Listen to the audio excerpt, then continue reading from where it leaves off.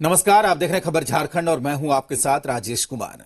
आज झारखंड में private school के सामने सूबे के शिक्षा मंत्री जगरनाथ महतो बेबस नजर आए। दरअसल बोकारो में चास के एक प्राइवेट स्कूल में फीस जमा नहीं करने पर शिक्षा मंत्री जगरनाथ महतो के नातिन का नाम काट दिया गया। इसके बाद आनन फानन में शिक्षा मंत्री जगरनाथ महतो स्कूल पहुंचे और स्कूल के काउंटर पर खड़ा होकर बकाया फीस जमा की। झारखंड के शिक्षा मंत्री जगरनाथ महतो कोरोना काल में दावे करते रहे कि प्राइवेट स्कूल में फीस जमा नहीं करने पर किसी का नाम नहीं काटा जाएगा, लेकिन जब उनकी नातिन का ही प्राइवेट स्कूल ने नाम काट दिया तो सोचिए आम लोगों के साथ ऐसे स्कूल क्या सलूक करते होंगे। पहले पूरा मामला समझ लीजिए। दरअसल शिक्षा मंत्री जगरनाथ महतो की बेटी बोकारो इस्पात नगर में रहती है। शिक्षा मंत्री की नतनी रिया एक प्राइवेट स्कूल में पढ़ती है। शिक्षा मंत्री को उनकी बेटी ने बताया कि रिया का स्कूल ने नाम काट दिया है। अप्रैल से सितंबर तक का 22,800 रुपए का फीस बकाया था। स्कूल प्रबंधन ने ऑनलाइन क्लास से नतनी का नाम काट दिया है।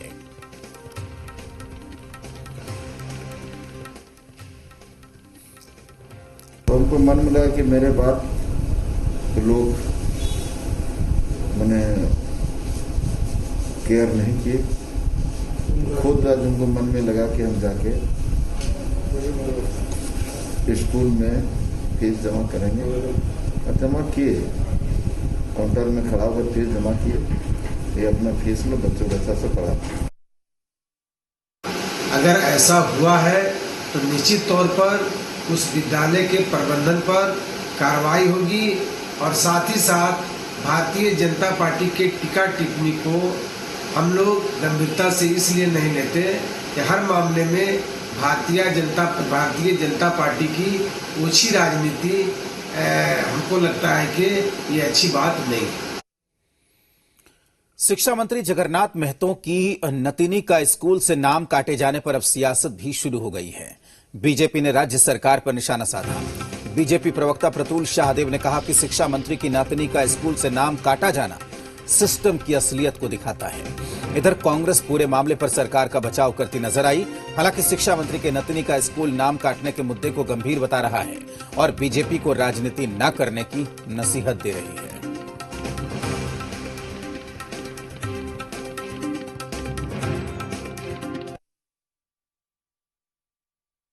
देखिए, हम ये लंबे समय से मानते हैं, ये हर मुद्दे पर, हर मोर्चे पर फ्लॉप सरकार है। शिक्षा मंत्री जी ने बड़ी बड़ी घोषणाएं की थी कि एक भी स्टूडेंट का पूरे प्रदेश में फीस नहीं देने के कारण नाम नहीं कटेगा इस कोरोना संक्रमण काल में। लेकिन जब उनकी अपनी ही नतनी का एक निजी स्कूल ने इसलिए नाम काट दिया क्योंकि उन्होंने समय पर फीस नहीं जमा किया था, तो फिर दूसरों का क्या कहना। अगर ऐसा हुआ है तो निश्चित तौर पर उस विद्यालय के प्रबंधन पर कार्रवाई होगी और साथ ही साथ भारतीय जनता पार्टी के टीका टिप्पणी को हम लोग गंभीरता से इसलिए नहीं लेते कि हर मामले में भारतीय जनता पार्टी की ओछी राजनीति हमको लगता है कि ये अच्छी बात नहीं है। धनबाद में कोरोना काल के दौरान निजी स्कूलों में नियमों के उल्लंघन के मामले में सीबीएसई ने जिले के 54 स्कूल से स्पष्टीकरण की मांग की। बोर्ड के एफिलिएशन यूनिट ने सभी स्कूल के प्राचार्य प्रबंधक को मामले में ईमेल भेजा। इसमें कहा गया है कि नियमों के मुताबिक स्कूल के वेबसाइट नहीं है, वेबसाइट है भी तो उसका संचालन ठीक से नहीं हो रहा है। स्कूल में संचालित बुक लिस्ट को वेबसाइट पर होना चाहिए, जो नहीं है। बोर्ड ने स्कूल को 15 दिनों में शिकायत दूर करते हुए रिपोर्ट तलब की। इसके साथ ही डीएसई इंद्रभूषण सिंह को जांच का निर्देश दिया।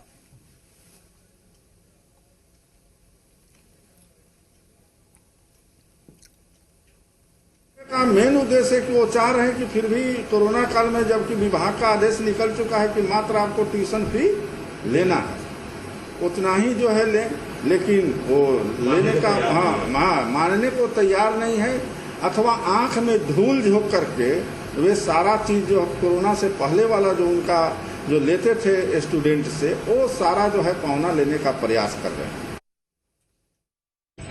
या तो स्कूल को अगर खुले रूप से अगर रिलीफ मिल जाता है पेरेंट्स को तो एक बहुत बड़ी बात होगी। अगर फुल रिलीफ गवर्नमेंट दे रही है तो अच्छी चीज है, अगर नहीं भी दे पाती तो हम तो शुरू से चाह रहे थे कि कुछ रिलीफ मिलना चाहिए, लेकिन बहुत अच्छी चीज है कि अगर पूरी तरह से रिलीफ मिल जाए। रांची के मोरहाबादी मैदान में सहायक पुलिसकर्मियों का आंदोलन जारी है। कल सहायक पुलिसकर्मी पर हुए लाठीचार्ज के बाद आज बीजेपी का एक प्रतिनिधिमंडल सहानुभूति देने पहुंचा। सदन में सहायक पुलिसकर्मियों की आवाज को बुलंद करने का आश्वासन दिया। इसके बाद मंत्री मिथिलेश ठाकुर पहुंचे, लेकिन कोई नतीजा नहीं निकला। सहायक पुलिसकर्मियों का संघर्ष, मंत्री मिथिलेश ठाकुर ने ली सुध। क्या अब आंदोलन का होगा अंत? रांची के मोरहाबादी मैदान में सहायक पुलिसकर्मियों का आंदोलन 8वें दिन भी परवान पर रहा। झारखंड सरकार के मंत्री मिथिलेश ठाकुर आखिरकार 8वें दिन मोरहाबादी मैदान पहुंचे और आंदोलन कर रहे पुलिसकर्मियों से मुलाकात की। हालांकि मुलाकात के दौरान भी सहायक पुलिसकर्मियों के तेवर में कोई कमी देखने को नहीं मिली। सरकार के प्रतिनिधि के रूप में सहायक पुलिसकर्मी से मिलने पहुंचे मंत्री मिथिलेश ठाकुर ने पहले तो समझाने बुझाने की कोशिश की, लेकिन जब देखा ये लोग मानने वाले नहीं हैं तो वापस हो गए। जायज नहीं है, ये जायज नहीं है। आप लोग ये जायज नहीं है, कह दे रहे ये जायज नहीं है। आप लोग वर्दी पहन के आंदोलन कर रहे हैं, यही जायज नहीं है।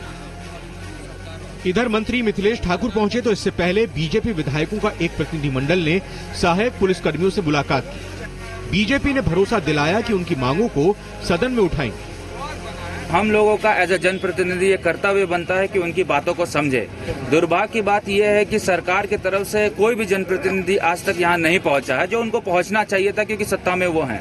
और ये बोल के कि रघुवर दास के समय में नियमावली बनी थी, ये कोई न्याय संगत तर्कसंगत बात नहीं है। वहीं रांची सांसद संजय सेठ ने भी पूरे मामले पर सरकार को घेरा है। कहा ये अति पीड़ादायक है। वो भी मुख्यमंत्री निवास के ठीक पीछे, और वो भरी दोपहरिया में गर्मी में भूखे सो रही हैं, तो कोई प्रेग्नेंट लेडीज हैं, उनको कोई देखने वाला नहीं, बच्चों के साथ सोई हुई है, और उस पे इतना कड़ा प्रहार, इतना घिनौनी हरकत, उनकी लाठीचार्ज हो रहा है। सरकार चुप होगी। हालांकि शुक्रवार को हुए लाठीचार्ज के बाद खुद सीएम हेमंत सोरेन ने सहायक पुलिसकर्मियों पर प्रतिक्रिया दी थी। उन्होंने कहा कि सहायक पुलिसकर्मी को लेकर हमारी सोच सकारात्मक है। अब लाठीचार्ज क्यों हुआ, किस लिए हुआ, ये जानने का विषय है। अब लाठीचार्ज क्यों हुआ, किस लिए हुआ, ये जानने का विषय है। मैंने उसको देखा नहीं है अभी। बिल्कुल लोकतंत्र में अपनी बातें रखने का अधिकार है, लेकिन किसी भी तरीके का कोई गैर कानूनी कदमें होंगी तो सरकार उस पर भी कंप्रोमाइज नहीं करेगा। दरअसल शुक्रवार को मोरहाबादी मैदान कुरुक्षेत्र में तब्दील हो गया था। आंदोलनरत सहायक पुलिसकर्मियों ने सीएम आवास और राजभवन मार्च कूच करने की कोशिश की थी। इससे पहले कि वो मोरहाबादी मैदान से निकलते, सहायक पुलिसकर्मियों को पुलिस ने रोक दिया और फिर जमकर लाठीचार्ज और पत्थरबाजी हुई, जिसमें कई पुलिस और सहायक पुलिस घायल हुए थे। मोरहाबादी मैदान में 2500 सहायक पुलिसकर्मी सीधी भर्ती की मांग को लेकर आंदोलनरत हैं, जिस पर अब सियासत भी खूब हो रही है। देखना होगा सहायक पुलिसकर्मियों के अधर में लटके भविष्य पर क्या फैसला होता है। रांची से कामरान और अभिषेक की रिपोर्ट, जी मीडिया। रांची के मोरहाबादी मैदान में मंत्री मिथिलेश ठाकुर और सहायक पुलिसकर्मियों की बातचीत खत्म होते ही मैदान में अफरा तफरी मच गई। अफरा तफरी की वजह एक तेज रफ्तार कार बनी, जिसकी चपेट में आने से एक सहायक पुलिसकर्मी मोरहाबादी मैदान में घायल हो गया। इसके बाद कार का पीछा किया गया और पकड़कर कार पर हमला बोल दिया गया। कार को बीच सड़क पर उलट दिया गया। हालांकि कार चालक बचकर भाग निकला। इस वजह से सहायक पुलिसकर्मियों का पूरा गुस्सा कार पर उतरा और कार को पूरी तरीके से क्षतिग्रस्त कर दिया गया।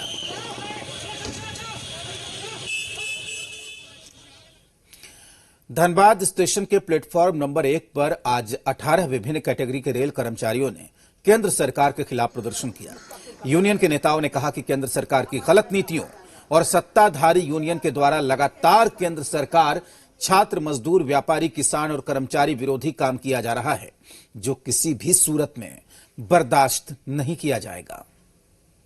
सरकार की जो नीति है खासकर अभी जो हमारे जितना उद्योग है निजीकरण, हमारे सरकारी जितने उद्योग है, उद्योग को बिक्री करने को, निजीयात में देने को, इसके खिलाफ में जो पेंशन, जो नया पेंशन लागू जो चल रहा है उसको खिलाफ में, पुराना पेंशन जो है उसी को लागू करने के लिए, लोग को नौकरी से छटाई करने को बंद करने के लिए। जामताड़ा साइबर थाना को एक बार फिर बड़ी सफलता मिली है। जामताड़ा पुलिस ने साइबर क्राइम करने वाले एक बड़े गैंग का खुलासा किया। करवाटांड़ प्रखंड के सियाटार गांव से 9 साइबर अपराधी को पकड़ा गया। ये साइबर अपराधी झुंड बनाकर एक जगह पर साइबर अपराध की घटना को अंजाम दे रहे थे। साइबर थाना को गुप्त सूचना मिलने पर एक टीम गठित की गई और उस जगह पर छापेमारी की गई, जहां 9 लोगों को गिरफ्तार किया गया। कुछ मोबाइल सेट मिले हैं, सिम कार्ड वगैरह मिले हैं और उसी के आधार पर साइबर थाने में इनके विरुद्ध में प्राथमिकी दर्ज की गई है। चतरा के सिमरिया प्रखंड के डाड़ी गांव में मोहन महतो पिछले 7 सालों से 4 पाई पर पड़े पड़े जिंदगी और मौत से जूझ रहे हैं। दरअसल 7 साल पहले काम करने के दौरान मोहन की कमर टूट गई। इसके बाद आर्थिक तंगी से जूझ रहे मोहन के बेटे ने स्थानीय स्तर पर इलाज कराने की कोशिश की, लेकिन कमर की स्थिति ठीक नहीं हो सकी। अब मोहन किसी फरिश्ते का इंतजार कर रहा है जो उनका इलाज करवा सके।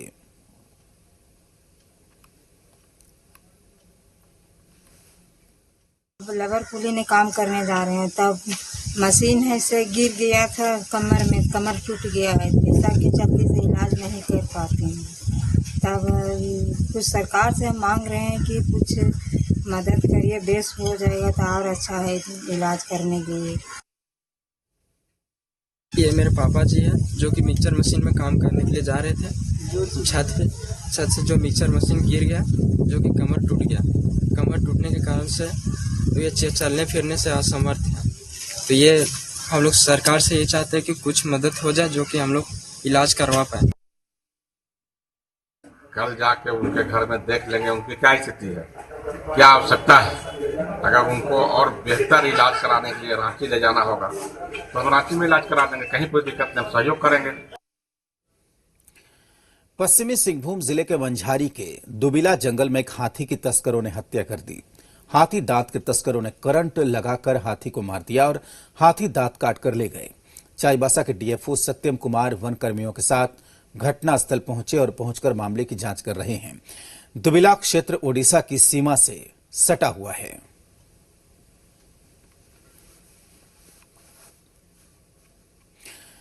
लातेहार में बालूमाथ के जिपुआ ग्राम में जंगली हाथियों ने कहर बरपाया।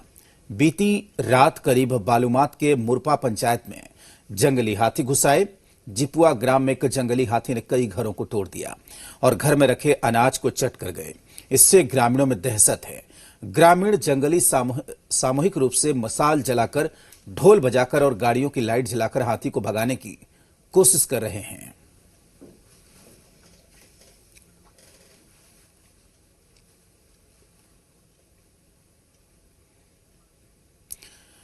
बाबूलाल मरांडी को नेता प्रतिपक्ष बनाए जाने का मामला सड़क से लेकर सदन तक जारी है। इस बीच बाबूलाल मरांडी ने कहा कि अब प्रतिपक्ष की तैयारी हमने छोड़ दी है क्योंकि अब पक्ष की तैयारी हो रही है। बाबूलाल मरांडी के बयान को जहां कांग्रेस ने दिन का सपना बताया, तो दूसरी तरफ झारखंड मुक्ति मोर्चा ने बाबूलाल मरांडी पर चुटकी ली। मामले पर ग्रामीण विकास मंत्री आलमगीर आलम ने कहा कि जो दिन में ख्वाब देख रहे हैं उनको हकीकत पता चल जाएगा। वहीं झारखंड मुक्ति मोर्चा के महासचिव सुप्रियो भट्टाचार्य ने बाबूलाल मरांडी पर ही चुटकी लेते हुए कहा कि राजनीतिक तौर पर जब कोई आदमी दीक्षित हो जाता है तो इसी तरीके की भाषा निकलती है।